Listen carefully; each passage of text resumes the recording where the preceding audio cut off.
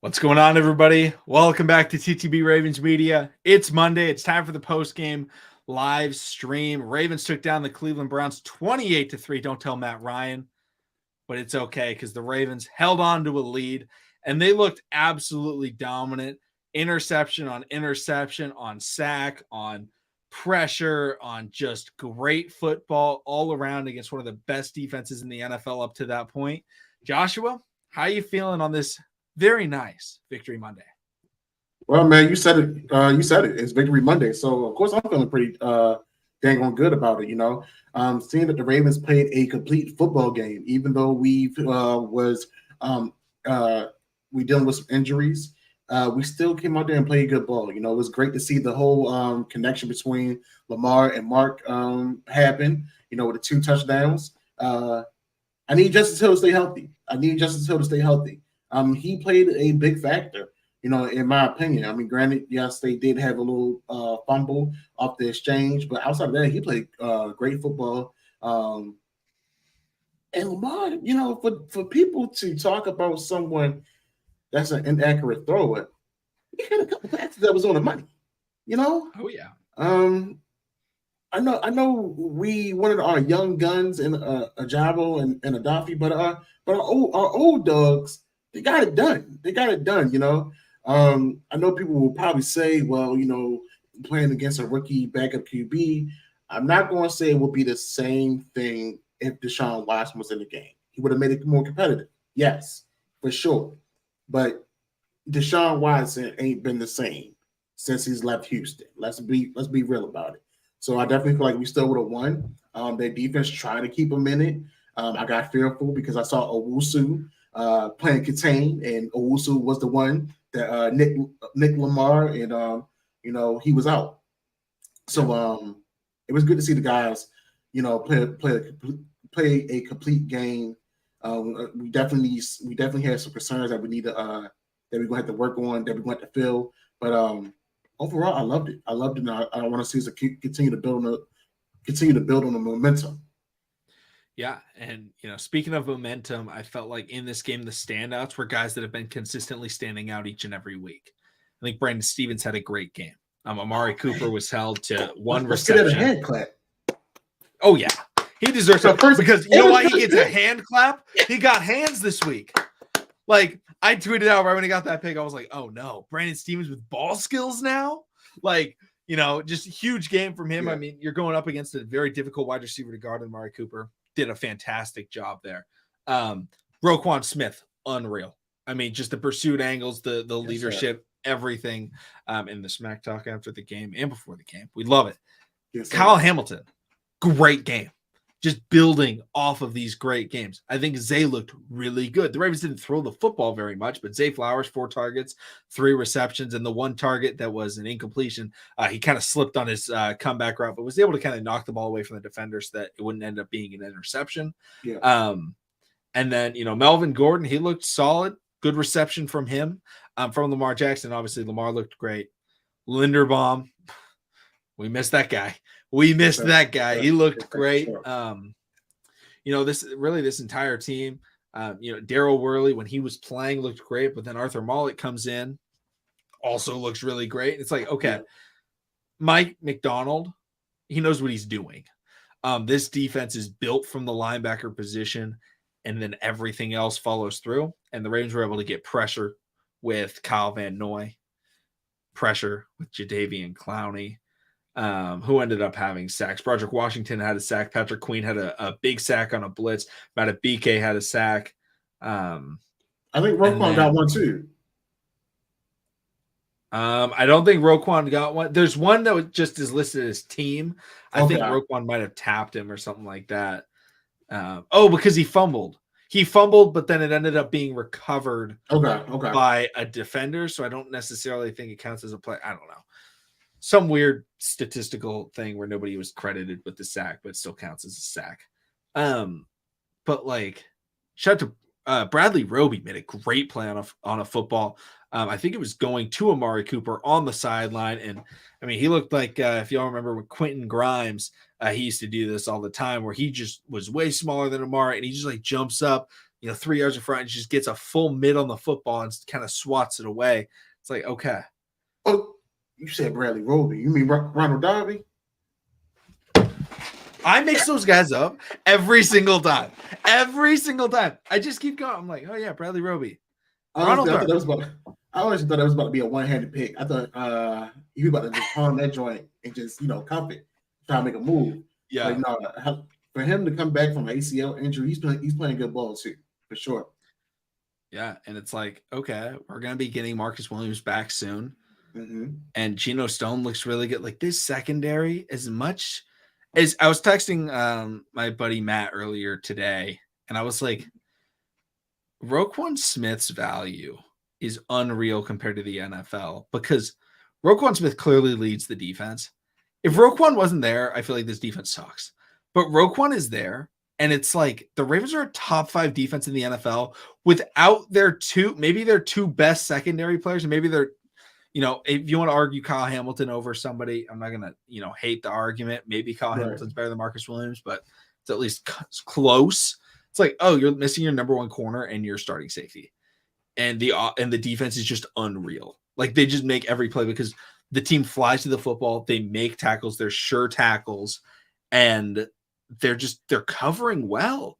Like I felt like there were so many times where DTR did a great job of evading pressure, rolls out, keeps the play alive, and you're like, dude, he's not throwing it.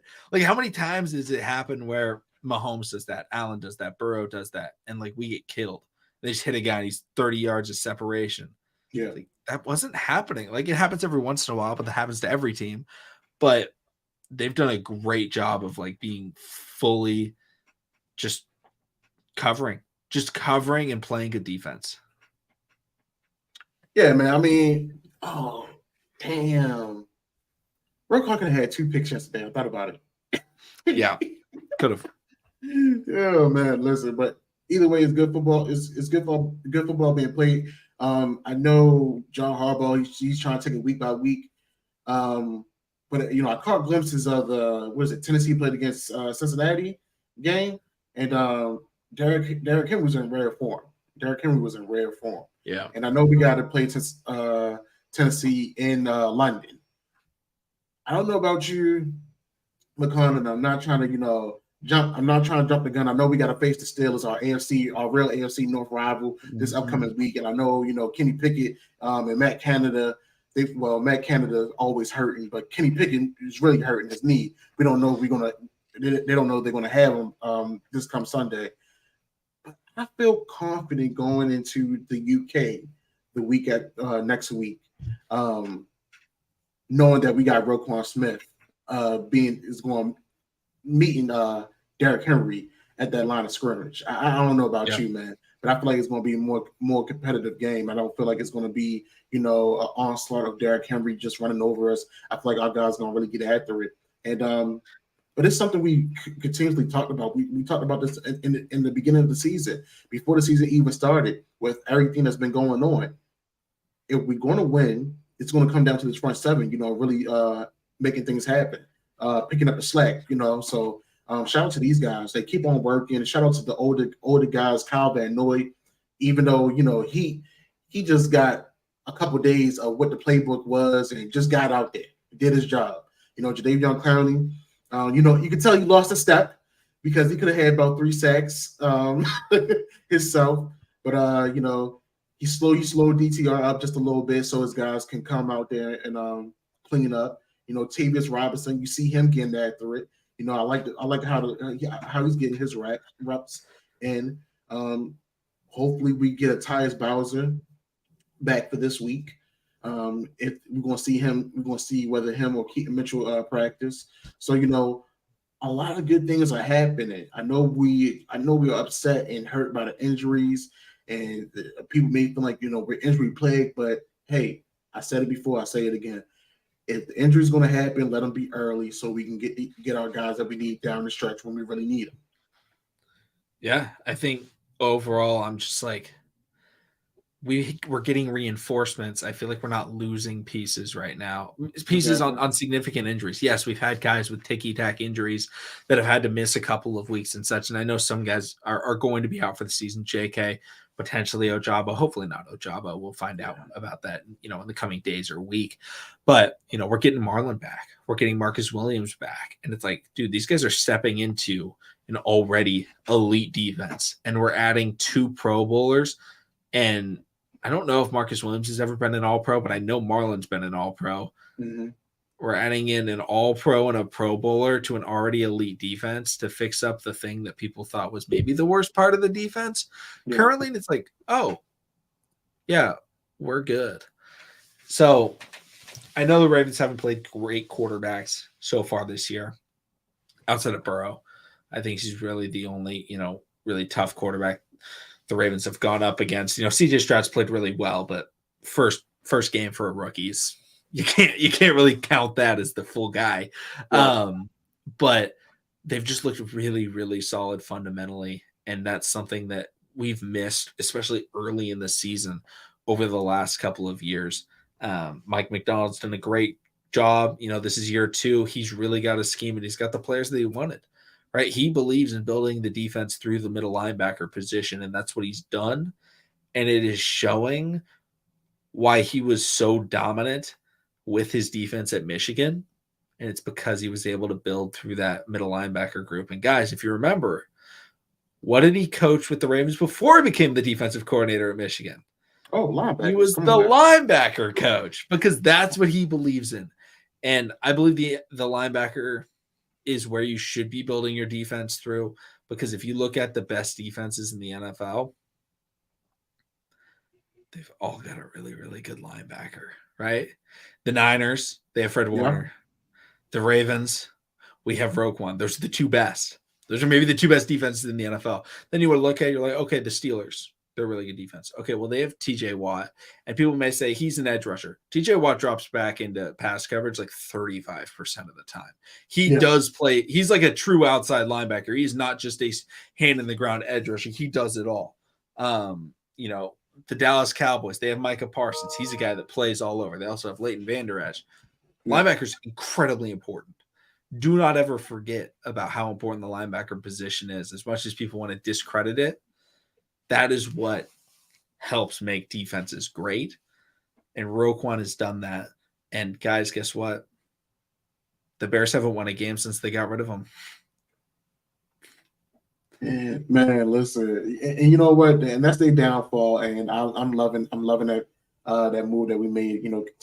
Continuously every time we see Roquan out there on the field managing the games, like knowing that he was going to get the green dot. I know. I mean, before it was Chuck Clark, and he was one of the he's one of the smartest guys on the field, and he worked his tail off for that position to be the coach on the field. But his time was coming to an end. Don C, what's going on, man? Glad to have you in the stream, brother. But I love the fact that you bring up that Roquan Smith, being the QB of this defense. But it also helps generate someone else's value, that we don't talk. Well, we talk about him, but a lot of people wanted to get rid of him. There it is. Thank you, John. I don't think we let PQ walk. I really don't think we let him walk. Trent Simpson did get out there a little bit. Him and Malik Harrison. Trent Simpson just got to get used to. He just had to get used to the speed of the game. And they're also big special teams guys. They're out there as gunners, so they do play. Yeah. So I definitely feel like PQ is a guy that definitely gets re-signed, and I said it before. Weak inside linebackers, they don't get paid They don't get no big payday. I mean, if anything, maybe another 3 years or $48 million, or maybe a 5-year, $50-60 million. They work it out how they're gonna work it out. But I feel like that's a reasonable type of a contract extension for a weak inside linebacker in today's NFL. Now, if PQ looking for the $100 type of contract, then maybe we gotta let him go out there and see what he can get. So, no, man, I definitely love the fact that talk to me. Hit him with that good old fashioned Ravens franchise tag. That could work. That would work. Shucks. Yeah. I mean, that's probably what the Ravens are going to do. I mean, they're going to try and get him for less than what for the franchise is. But, I mean, a franchise tag would probably be about 12 million, 14 million on a 1-year cap hit. That could be fine. Like, I'd be okay with that. Like, and obviously I'd like to re-sign PQ. He's a guy that's gotten better every game. And it's like, he's not as good as Roquan, and that is very obvious. But there's only one player at that position that can say he's as good as Roquan, and there's maybe 4 players on the defensive side of the football that can say they're as good as Roquan at football. So, like, I don't really know, how good you guys need Patrick Queen to be. He's better than a lot of teams' number 1 linebacker. And I don't think Patrick Queen is a top 10 linebacker by any means, but that duo, he's able to, like, it allows him to use his best skill sets, which is his speed and gap shooting ability and pursuit. That's what he's really good at. Because Roquan could drop back into coverage, and they're able to blitz Patrick Queen all the time, send him through the gaps and such, and that's where he dominates. And that's where the Ravens are able to get so many pressures, is because teams focus on Roquan, and Patrick Queen, just like a number 2 wide receiver, is able to, face less coverage, and he's able to be better. He's a hell of a chess piece, and I love the fact that you brought up wide receivers. All right. So I know we talked about this. Wide receivers has been a conversation that's been with us since we started TTB. We did say, if our guys are going to go down, I'd rather one goes down in the beginning of the season and somebody picks up the slack, and then somebody go down towards the end of the season and come back. But both of our guys, our guys that's supposed to be in our top 3 wide receiver group are both out right now. John Harbaugh has not given the timetable of when they'll be back. So, with that being said, when John Harbaugh is usually withholding information, it's pretty serious. Do we place these guys on IR? Do we call up Dante Demas, or I know Laquan Treadwell got called up. I'm just trying to figure out. I don't want to put so much pressure on Zay. I mean, Zay, clearly he can make things happen. The Mark Andrews connection is always there, but we still want to need that outside threat to, keep defenses at bay. I think I'm fine with Aguilar and Duvernay, like as a 2 and 3. Like if Zay, knocking on wood, if Zay goes down, yeah, we're trying to get somebody. But we do have our number 1 in Zay. We have Mark Andrews. We have 2 elite pass catching options. And then we have Aguilar, who's looked great for the Ravens, and Duvernay, who can be a very solid wide receiver 3 for a team. I have no problem saying that. So I'm completely fine with what we have right now. Obviously, we'll make practice squad call-ups and such for, back-end roster spots. When Tylen is healthy, he'll be on the roster. But if we have, a certain game where we need somebody, yeah, we'll probably call somebody up, but I wouldn't expect any like real snaps or anything like that for any like practice squad guys, unless, injuries happen during the game. Knock on wood again. But another guy looked really good. We'll just call him the 9-iron, because Jordan Stout is just money this year. He's been working, hasn't he? Dude, he's been putting him in the corner, and it's just like, dang. Because he was not the best punter last year. He wasn't the worst punter in the league, but he wasn't able to really get the balls to, go out of bounds inside the 10 and things like that. I felt like he kind of struggled with that a little bit, but this year he's just been money. He had 7 punts. I think 3 went inside the 20. Or he had 7 punts for 334 yards, 3 inside the 20 along 59 yards. And, some of those were like, 45-yard punts, but it puts it at like the 8-yard line. And so it's like, yep, that's what we need out of a punter, is having a guy that can boot it long, but he can also just line up and place the football where you're going to hurt the opposing team by, making them go out there at, the 8-yard line, the 7-yard line. That's tough. Yeah, man. I mean, he's earned his check for sure this year. and he's improving. He's improving. I love what he's doing. I love the placement, and I haven't really been into the kicking game, but seeing how Jordan Stout is helping us out in a lot of ways, and defense is getting after it. Hey Nana, how you doing tonight as well? It really helps us out. It really helps us out. I think another guy we had to bring up about that we wanted to get rid of is Patrick Ricard. I know we talked. I know we was willing to cut him, man, but when the big man rolling and he out there, sometimes as the security blanket, he does make things happen. So shout out to him, moving the chains, making things happen, man. We didn't see a lot of guts yesterday, did we? It was like more Melvin Justice. I think it was Gus. Then I think the snap share was Gus, then Melvin, then Justice. I think that's how the snap share went. But Melvin and Justice were like 1 or 2 snaps off. They were like 13%, 12% of the snaps. Aiden Jones bring up a great point. They beat themselves. They had to play clean football. Yeah, we that O-line, they're gonna have to O-line's gonna have to tighten up. We'll find out Wednesday for sure what's going on with Morgan Moses. But I mean, hey, Baltimore Ravens, we next man up. I know Daniel was a little pissed off on that sack. But that's the thing you like about your players. Acknowledge that you made a mistake, but continue to work and get better. Don't let it happen again. So he's been doing. I know he's been doing the work. He did the work to get himself healthy and conditioned. Unlike our other guy that we've been rooting for, Big Sexy. Now it's just been Cleveland at this point. Yeah. We know Patrick McCarry had his hands full with Myles Garrett, but he did the best that he could. It was a lot of calls the referees made. I'm like, damn. For AFC North game, I'm like, y'all really throwing the yellow flag this Sunday.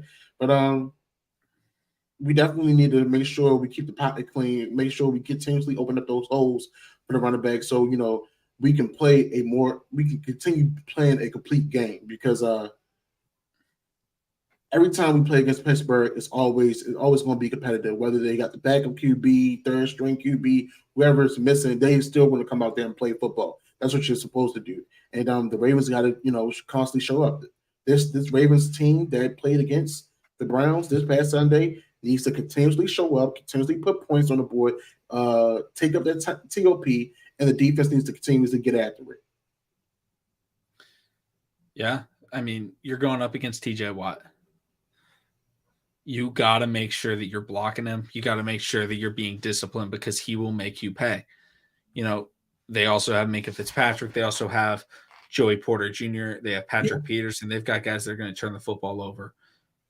You got to make sure this is Ravens Steelers. The winner of that game always comes down to the team that's more disciplined, because there's always going to be turnovers. There's always going to be big hits. It's the team that cannot have bad penalties, and the team that's not making silly mistakes every single time. That's what happens. And the Steelers are the only team in the NFL that have been able to do very well against Lamar Jackson. It's the only team. And that's because they have TJ Watt. Like, Lamar dominates against everybody, but he plays against the Steelers. He's not bad against the Steelers, but he's limited. He does not have his superstar games against the Steelers. He looks much more human going up against TJ Watt. So hopefully he's able to turn that around, change that narrative, flip the script, and go for 785 total yards and 25 touchdowns. I'm rooting for it. But this is a team that's given him some trouble, so hopefully he's able to, Todd Monken's able to get with him and be like, all right, let's see what works here. Because the Steelers just got lit up by the Texans. So, you should have film. What do you need to do?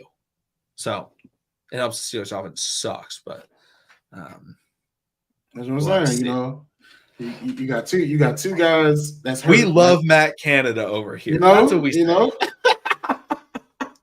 That's what we say. So it's definitely going to be interesting. It's definitely going to be fun to see how these guys continue to prepare. I know Alex Highsmith. That's another guy that we can't forget on their Steelers defense as well. Is Devin Bush still with the Steelers? No, he Where's Devin Bush?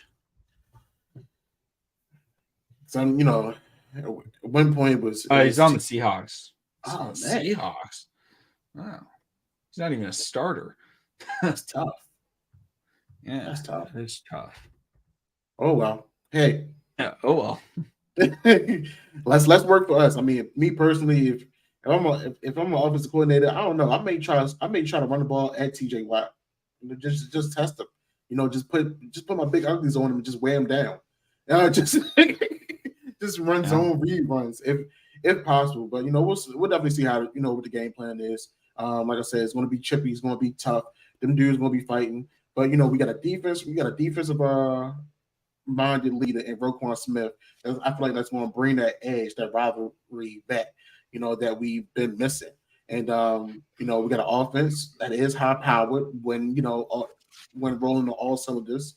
And these guys are ready. They're motivated. What are we technically 3-0 on the road in the AFC North? Well, excuse me, 2-0. Technically in the AFC North on the road. So let's try to work. Let's try to get right, get healthy, and make it 3-0. Yeah, especially with the Browns are on a bye next week, so they won't be able to get a win. The Bengals, they lost this week. They're 1-3. The Ravens are 2 games ahead of them. If you could beat the Steelers this week, that means you're 2 games ahead of the Steelers, at least 2 games ahead of the Bengals. If they lose, it's 3. And then the Browns are on a bye, so you're 1.5 games ahead of them with the tiebreaker. That's massive. This is a really big game in the AFC North that could very well be the reason why whatever team ends up winning wins. Yes, sir. It definitely going to make the playoff, the road to the playoffs more clearer for us. Granted, we still may have to face the Bills, may have to face the Dolphins. I'm calling it AFC Championship game. Ravens, Chiefs. I'm calling it right now. I'm not going to say we're not going to have no trials and tribulations, but we're weathering the storm. I don't like John Harbaugh. He is who he is, but he can win some games. Shout out to him as well. What is his 150th career win this past Sunday? So let's keep on trucking, man. Let's keep on working. Let's keep on flying. Something funny about that is Andy Reid last night got his 250th win. The mentor of John Harbaugh. So interesting that they both got it the same day. I mean, one's 100 ahead of the other, but no, absolutely. I like that. Yeah. It's always interesting, but I don't know. Do you have anything else you want to talk about in this, kind of post-game stream? I think we kind of went over the whole game. I'm trying to think if there's anything else we missed. Like the problem is we can't really talk about injury news because we don't have any.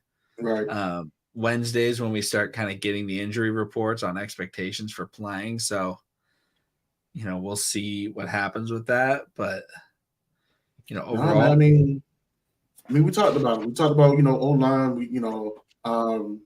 Me personally, if Daniel has to be in there for the whole game, I'm comfortable. I'm fine with Daniel being there for the whole game. Najee has not been Najee Harris from his rookie season, so I'm really not worried about him. NFL young boy, we're gonna have our hands full. We're gonna have a handful for sure. This is the ultimate test for Brandon Stevens. If Marlon doesn't play, it is the ultimate test for Brandon Stevens. The only way he wins that battle, this is the good thing about Brandon Stevens versus NFL young boy. Brandon Stevens is already aggressive as hell. So that may work in his favor. The only thing is, if he can put that aggressiveness with ball IQ, ball awareness, when that ball goes up, we might be able to run off. We might be able to run off with a strong W in Pittsburgh.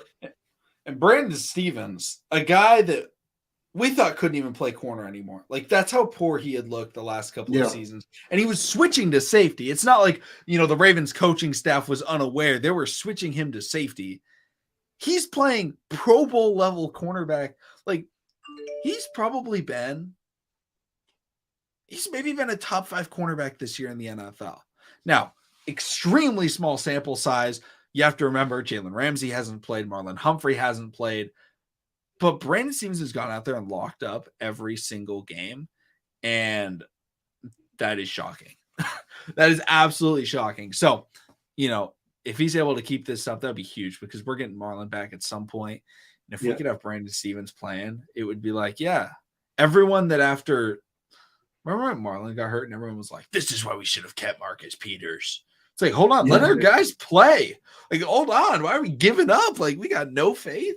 And the crazy thing is, everybody started quietly coming back. Like, I didn't even remember when Rocky Sin came back. I didn't even hear anything about Arthur Millette being activated and playing this past Sunday. But he contributed a hell of a lot, and I hope he is healthy, so he can play against his old team. I know anybody that played against anybody that's playing for a new team wants to play against their former team. Just like Jadeveon Clowney, he was out there, he was aggressive, he was going after it. So see, Eli Apple, thank God. Yeah, if he was like Eli Apple, we would definitely be in trouble. So it's a blessing that Brandon Stevens is nothing like that, man. Oh yeah, definitely. I'm all here for the Brandon Stevens, the man who was drafted with no film or like game review. That was so rough when we did that. When we did that draft right there. We couldn't find nothing. We're like, who?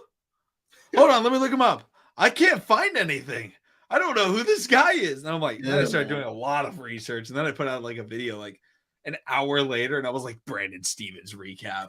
And a bunch of people were like, and it was like the number one video because there was no highlight vid, no scouting report. There was nothing on him. Yeah. But all right, we'll see. We'll see what happens with Brandon Stevens this weekend. But everybody, thank you all so much for coming through. Make sure to subscribe for more Ravens content. MLB playoffs start tomorrow. So, guys, let us know who you guys are rocking. Joshua and I, and anyone that's a Baltimore Orioles fan, we all got buys. So, we're not playing baseball till Saturday. But it's going to be a lot of fun. I'm excited for this baseball season, as long as the Stros don't win and Dodgers. I'm probably going to be pretty happy. If either my Dodgers or my Orioles win, I ain't mad. But I know the Atlanta Braves go. They got a great team. They got a great team, man. They, shout out to them, man. They've been keeping themselves in it. So, you love to see it. A lot of sports is coming back. Hockey's coming back. God dang, everything's just running into each other. Like, I think Jimmy Butler is emo. I don't. You know what? When it comes to Jimmy Butler, man, I don't know what to say about that man. Man, listen. I gotta get my mind right for the Lakers. I just saw Anthony Davis post out a workout video. I hope his bones is strong enough as his muscle mass. So hey, man, I'm trying to stay locked in for the Ravens. Bad enough, you're a Stanford fan. I'm riding with Buff Nation. We may have to do a live stream for when that game is being played. Oh yeah, I think that's in. It's on a Friday night too. Hey, man, definitely do a pregame stream for a Friday night. If you're down for it, I'm down for it. Oh yeah, I'm 100% down for it. I root for Colorado too, so that's a lot of fun. I've been watching them too. They're a ton of fun to watch. So, no, we'll definitely have to do that. Thank y'all for coming in on Victory Monday, man. Like McConnell said, like, share, subscribe, comment. Tell your friends and your friends about us, man. We thank you for all y'all support. Y'all have a good one. Enjoy your week, man. See y'all Sunday. Yep. Have a good one, everybody.